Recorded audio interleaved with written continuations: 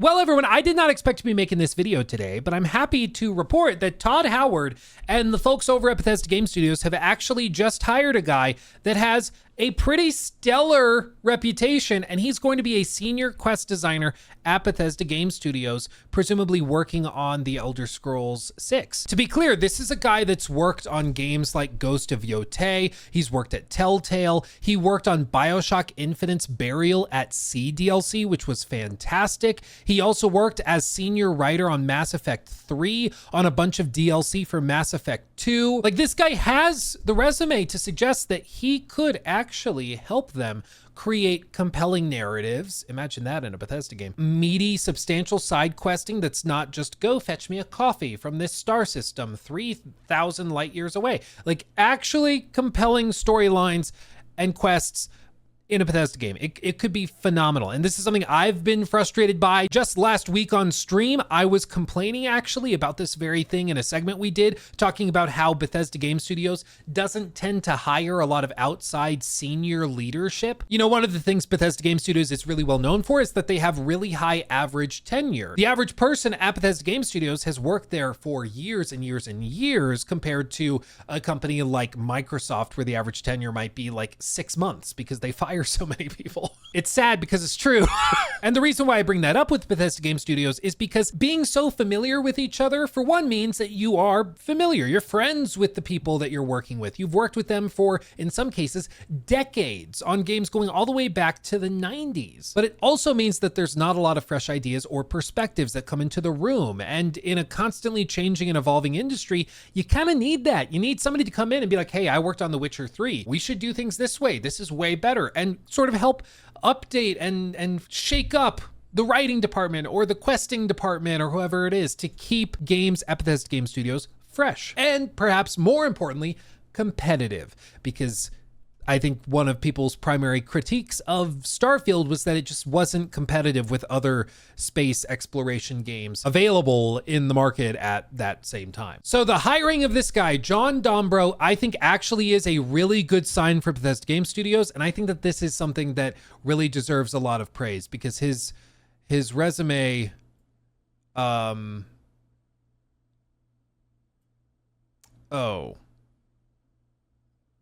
Oh no. Okay, so listen, in this video, I'm gonna explain to you why I don't think this is actually that big of a deal that he has Veilguard on his resume. I know there's been some like rage bait videos already thrown together by people where they're like, oh, BGS is officially dead. They're hiring Veilguard's writers again. Here we go. Here we go. It's gonna be terrible. Elder Scrolls 6 is dead. But I don't think that's actually fair. I think if you look beyond just the most thin, bare bones level, you can see that this guy actually has a phenomenal track record, and he actually left Veilguard before it released, and the stuff he is specifically credited for writing in the game is actually some of the few really good parts of the game, and I know because I actually played the game. And ultimately, I think the key part of being a critic and of holding companies' feet to the fire as like a fan of Bethesda Game Studios titles and of Fallout and Elder Scrolls, the key part of it is that you have to be fair. You have to critique them and hold their feet to the fire when they deserve it. And you have to praise them when they deserve it. You know, when they do something good, give Todd the pat on the head. And when he does something bad, you give him the flick on the wrist and punish him by making videos complaining about it, you know. But the key is you have to be fair. And when they do something good, praise. When they do something bad, call it out. And I think maybe some people expected me to just freak out about this. But honestly, I think, again, if you look at this more fairly than just trying to be upset about it, it's actually a good sign. And as somebody said on the subreddit I saw, which is pretty funny, somebody said, it's not like their writing can get worse, which is also true. So I think it's nowhere but up from here. But I think that this guy could actually be a really good addition to the team. I'm going to explain why, and I'm also going to explain why I think it's fascinating that they hired him on as a senior quest designer, not as a writer or as a narrative director, which is most of his tags in all of his other work is as like senior writer, senior narrative designer, and writer. That's been his title, and they hired him as a quest designer. I find that fascinating, and we're going to talk about it in this video. Real quick though, if you haven't seen it already or entered, I'm doing a PS5 Pro giveaway this month. All you have to do is go to my link tree in the description or scan this QR code on screen right here. You click on it, you go to the giveaway, it loads right here. You put your info in and you enter, and then if you complete these tasks, you can get additional entries into the giveaway to have a higher chance of winning it. Super easy. It's free. It's just my way of saying thank you to the community. This month's giveaway is USA only, but next month's PS5 Pro giveaway will be international. So be aware of that because it's a free PS5. You should enter. It takes 2 seconds and then you might get an email at the end of the month with a free PS5. Why not? Just my way of saying thank you for making my dreams an actual reality. Like, this is literally, people are like, oh, it's so generous of you, Luke. No, it's literally like the least I could do. You make my dreams a reality. I can give one of you a PS5 Pro once a month, okay? It's not that big of a deal, okay? I just thank you for watching. I appreciate you. Truly, truly, I appreciate you guys. And this is a little way of me saying thank you. Having said that, what's the big deal about Dragon Age the Veilguard and why would this be seen as scandalous? Let's run through this real quick. Quick recap. Dragon Age the Veilguard was the hotly anticipated sequel in the Dragon Age franchise. It was developed by BioWare, who had had a, let's just say, rough go of it for the last decade or so. They put out Mass Effect Andromeda, which was a buggy, broken disaster of a game back in 2017. And then after that, they released Anthem, which was initially announced as Project Dylan. And it was effectively a live service game where you'd fly around in Iron Man suits. It was really weird and also had basically no content. And to be frank, most studios do not get to release 2 catastrophic flops and still make another game. Like, most studios get shut down after 1 massive flop, much less 2. So the fact that they were being given another chance with Veilguard was bizarre and very rare in the industry. What's also rare in the industry is releasing a game successfully that has been rebooted multiple times, which is what Veilguard was. You see, my understanding is that it started as a single player game initially when they were like ideating it. And then it turned into a multiplayer game for a few years or a couple years.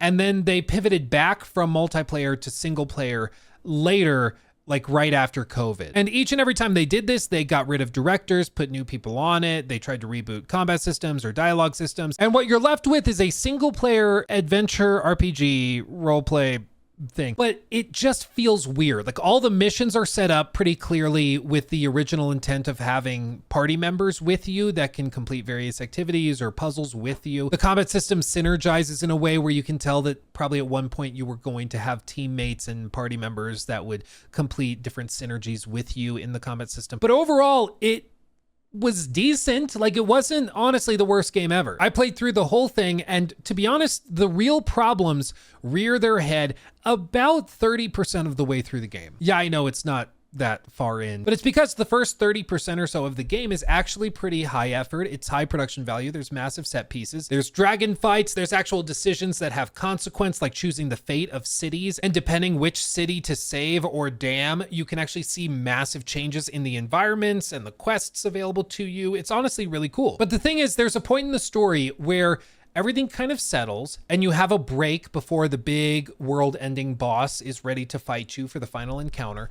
And you have party members that literally tell you, we need to work on our friendship before we take on Gilganon and Gilganane and Gilblesmack. So we need to work on our friendships with each other, and our bonds will make us more powerful. Because basically how the game works is, if you want the good ending, you need to max level your relationships with each of the companions. So the last 2/3 of the game is effectively a friendship simulator, and it's not a very good one.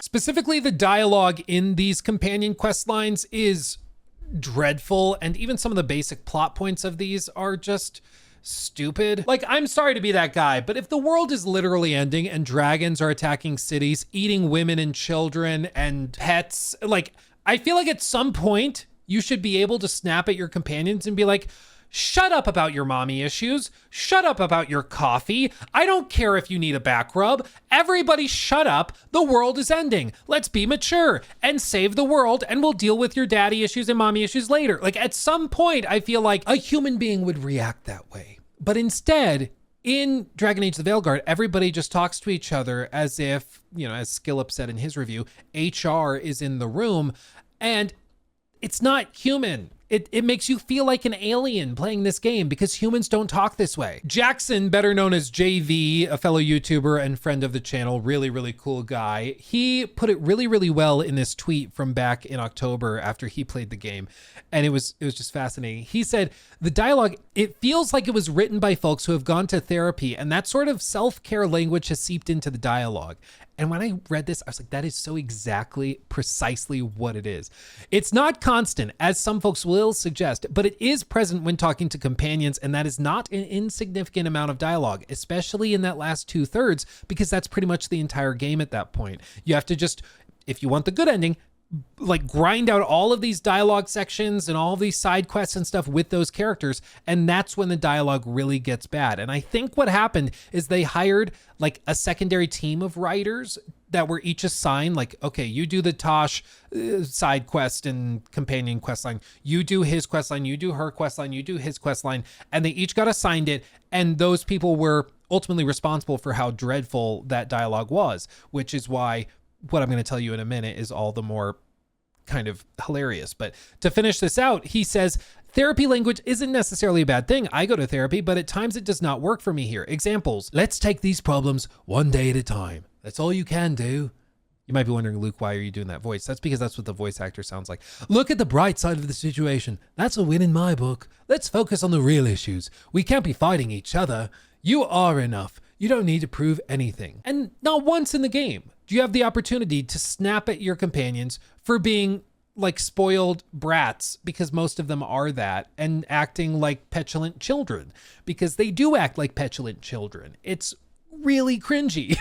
It just is. And so the result of all of this is that the Metacritic score for Dragon Age of Veilguard was actually quite good, but they were being very cautious, only selecting very specific creators and review outlets that probably seemed like safe bets. I was told multiple times I would get a review code. They never sent me one, which was weird and bizarre. I still don't know why they were so weird with it, but I was not the only one who had that experience. I have spoken to multiple other YouTubers who were told they would get a review code and never did, which is just weird. Nobody is entitled to a review code, but it is weird when they tell you, yes, you will get one, and then they go into total lockdown shortly after that. It's just strange. Looking back, I think it's because gameplay started leaking from a YouTuber that had been given a review copy in the first wave. And so after they saw that his gameplay was leaking, they went into total lockdown and didn't send out any more reviewer codes to any other YouTubers. I believe that's what happened, but I can't be sure. And I probably won't be able to find out anytime soon, if ever, because a lot of the people that worked on Veilguard are no longer there. In fact, after just a few months, all of the directors and writers on Dragon Age the Veilguard were no longer employed at BioWare. This was published in February, and the game launched on Halloween. So in just a few months, they were all gone. Some of whom left of their own accord, is my understanding. Some people just chose to leave. Others were maybe welcomed to leave. Some of them have landed on their feet. Corinne Bush, the game director who kind of salvaged Veilguard out of the scraps of the live service mess that it had been, she went on and got hired by Wizards of the Coast, actually, to work on an unannounced, it's assumed to be D&D project of some sort at Skeleton Key Studios, which could be really, really cool. I love more D&D games. I'm all there for that. But a lot of the other writers, specifically the lower level writers, for example, they just didn't end up anywhere and are just, I guess, unemployed. But it kind of makes sense, right? Like, if everybody agrees that the writing in those quest lines was terrible, you should fire those writers who were directly responsible for those quest lines. Like, there's not much defense to be made. It's like, hey, everybody hated that, so therefore you lose your job. Like in any other industry, people will be like, yep, makes sense. And in this case, that's what happened here. And so it looks like Mass Effect 5 will actually be put together by people who basically had no connection with Veilguard whatsoever, which is interesting. But that brings me back to our man of the hour, John Dombrow, who has been hired by Bethesda Game Studios. As you can see, he's been working there for a mere matter of days. Maybe he was just hired and he isn't even in Maryland yet. Who knows? But he started in August of this year, so sometime in the last 2 to 3 weeks. Prior to that, he worked on Ghost of Yotei for 2 full years. over at Sucker Punch. And before that, he was working on Dragon Age: The Veilguard. Now, this is why I said we have to look beyond just the most bare bones surface level if we actually care about being like fair and honest about this, okay? As you can see, he worked as senior writer and narrative designer on Veilguard. He was writer of the Davrin story arc, including all missions, related character relationship, romance scenes, and Asan. And to be honest, Davrin is like one of probably 2 companions, I would say, that are good in the game. Most of the others are downright insufferable. They're people that would give me a headache just being around in real life. But Davrin's story was actually really well done. Asan is awesome. And a lot of those quest lines tied to him are genuinely pretty damn good. He also was the writer of the Siege of Weishaupt mission, which is one of those big set piece missions in the first third of the game that is so highly praised, that everybody loves. And they actually used in the preview event where I attended, and they were showcasing how cool the game was going to be. And they used that as the showcase for why you should be excited about the game, because it was really impressive, and it was very well done. He did initial writing on the Veiljumper storyline and quests. This, as I understand it, initial writing is like back in January 2019 when it was being written as a multiplayer game. So he did early work on that, including early work on the Lighthouse, Player Hub, narrative planning, and design. So he did the original stuff with that. But here's the thing. He left the company a full year before Veilguard launched. And so he left right about the time as they would have been like really getting in deep with those companion quest lines and stuff. So I think it's very likely that he left, and that's literally right as the writing quality nosedived. Maybe they finished it right as he left and then they just polished for a year. I don't know. Who can say? But he wasn't there all the way through. And so you could look at it as though he's responsible ultimately as a senior writer and narrative designer on the game. He bears some responsibility for how bad those turned out. And that's, I think, a fair position to take. I can totally understand why you would take that position. But it's also possible to look at this and be like, maybe he honestly hated those quest lines and was just like, I'm going to go look for another job, and got this job working on Ghost of Yotei. That's also a possible interpretation, is that he also was peeved by it. So, there's 2 sides to every coin is all I'm saying. Prior to that, he did senior writing and narrative design on Anthem, which, I mean, it had a story, technically. It's just there wasn't any gameplay to sink your teeth into with that story. So, I mean, the world did seem interesting. I'll give him that. It did seem interesting. It just sucked because there was no gameplay to go along with it beyond like initial cool Iron Man gameplay. And then he was co-lead writer on Mass Effect Andromeda, which failed primarily due to technical restrictions and problems. It was super, super buggy. In fact, I actually have a gameplay capture from April 6th of 2017, actually, where I recorded this little clip, and you can see I have it labeled as ground gone. And it's because I tried playing it on PS4 and the game was so buggy and broken that the ground was just gone. And back in the day, as I recall it, I played through Andromeda like a handful of times. I played a lot of it. I don't know what was wrong with me, but I was a glutton for punishment, I guess. But this was Andromeda at the time. The writing, not necessarily that bad. Like that was not the problem here. The problem was the game didn't work. I mean, come on. What are we doing? Dude, anytime people are like, I don't know, games are just, they're getting worse and worse nowadays. It feels like the PS5 gen has so many broken games. I'm like, bro, we've always had broken games. We always have. It's just selective memory at this point. I mean, this was pretty damn bad. This is running on a retail PS4 version. Like, this is not some weird PC issue. This is a PS4 copy of the game, and it ran this bad. It's crazy. Prior to that, he worked at Irrational Games as a senior writer on the Burial at Sea DLC. He says he planned, wrote the quest story script, coordinating with level design, art, and cinematics to ensure narrative focus. And that was freaking amazing. If you've not tried the DLC, go back. Like, seriously. Prior to that, he did Mass Effect 3, senior writer on Mass Effect 3. I was responsible for all 3 phases of writing 3 major critical path missions in Mass Effect 3. All these different priorities he laid out. You can see he did specific squad mates, writing 2 characters completely all the way through. And before that, we get into like other things he's done, like screenwriting and other stuff for like the Sci-Fi Channel, Universal New Regency, and stuff like that. At his core, he's a writer, and he does have a fantastic resume. Like, this just is an impressive resume. I understand Veilguard sucked in many regards, but the specific parts that he worked on and lists as being his primary center of responsibility were some of the few really good parts of the game. And if you've played it, you know exactly what I'm talking about. And if you haven't played Veilguard, I guess I'll just have to say, trust me, bro. But if you ever go and play it, you'll see that those sections of the game are actually some of the best parts. Because very few games nowadays ultimately have like their entire narrative fall on the shoulders of one person. Usually it's a team. It's like a dozen people, and they assign one person to this character, one person to that companion, one person to that companion. You guys do these side quests, you do this and that. And so I think it's fair to say that this guy is very, very qualified, and he's good at what he does. I understand the knee-jerk reaction to be like, ew, oh no, but I don't actually think this is that bad. I think if anything, seeing that he worked on the few good parts of the game is more encouraging to me. But let's talk about Bethesda Game Studios specifically, because what I find really fascinating is, again, that they hired him not as a senior writer, which was his tag on Ghost of Yote, also on BioWare projects prior to that, Telltale, Irrational Games. He's always been a senior writer.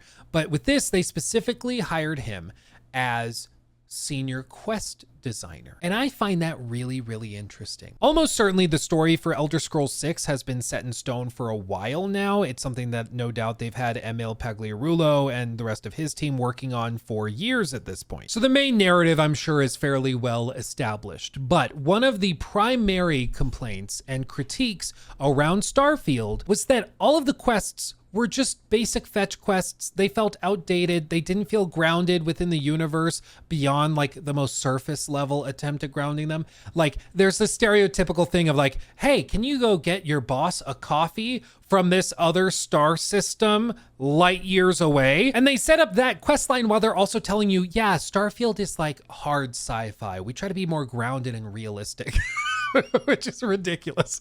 But they would have you do all sorts of other busy work nonsense and expect you to stay immersed. And it just doesn't work that way. And seeing them hire John as a senior quest designer is interesting, because I've listened to interviews and panel discussions, and I made an 8-hour video on Starfield and all of its shortcomings and Todd's history and everything. And so I have a fairly good understanding of how Bethesda Game Studios works. At least I'd like to think so. And one of the core pillars of their design philosophy is that they like their quest designers to be able to work on the overall quest from start to finish. They don't like to have a writing team involved and then have to go get approval from that writing staff to go and make the quest line over here and task the player with going to fetch this over there. They basically want the quest designer to be able to make the quest from start to finish themselves. And that worked back in the day with Skyrim, for example, where you just need to make a quest real quick, where you go and you find this dude's axe that's in a cave somewhere.